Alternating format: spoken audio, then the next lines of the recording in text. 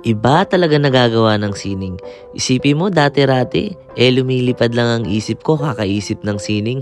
Samantala ngayon, sining na nagpapalipad sa akin. Sheesh! Kaya samahan nyo ako dito sa Taiwan para sa isa na namang Taiwan tour at napakahabang mga sessions. Ang client nga pala natin today ay isang OFW at matagal na siya dito sa Taiwan. Syempre dahil mahirap umuwi ng Pilipinas dahil mahal din ang pamasahe, ako na ang pumunta dito sa Taiwan para maservisan si sir para mabigyan siya ng napakagandang tattoo at matapos niya na ang kanyang sleeve. Wrap around nga pala ang gagawin natin ngayon at meron itong tatlong design. At i-connect natin ang concept niya sa nauna niyang tattoo na ako rin ang gumawa. Kaya naman naging madali na lang sa akin na pagduktong-duktongin yung mga design na napili ni sir. Grabe no? Ang layo na nang nararating ng mga obra natin. Anong bansa naman kaya ang susunod natin pupuntahan para sa isang tattoo tour? Kaya talagang sinusulit ko ng husto yung pagtatato kapag meron tayong OFW na kliyente. Yung kasama ko nga nakatulog na. Yan si Tentay tsaka yung mami ko nakatulog na sa haba ng session. At dito na kami napunta sa may ilalim. Ito yung bandang underarm.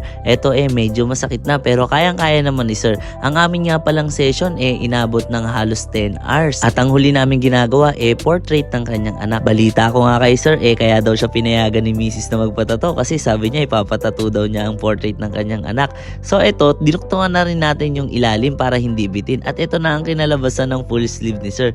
Akalain mo yun, pinaalam niya portrait lang pero natapos niya full sleeve na yung nagawa. So sa may mga gusto ng full sleeve niyan, ang ipaalam niyo lang sa Mrs. niyo isang portrait lang o kaya isang lettering lang pero ipagawa niyo full sleeve yan ang scam.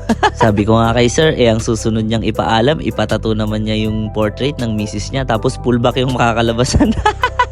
Let's go! Hanggang sa susunod na session ulit, sir. At sa mga gusto magpatato dyan, message nyo lang ako sa aking Facebook page, Tatan Fowler Tattoo. At kung okay lang follow nyo na rin. At bago matapos ang video na to, ini-invite ko kayo na maglaro ng 188 Gili. Isa ito sa mga libangan ko na nakakatuwa talaga kasi madali lang manalo. Ito ay para lamang sa may mga ekstrang pera Huwag nyong kakaadikan. Kumbaga literal na libangan lamang. Ito po ay makikita nyo sa comment section. Let's go!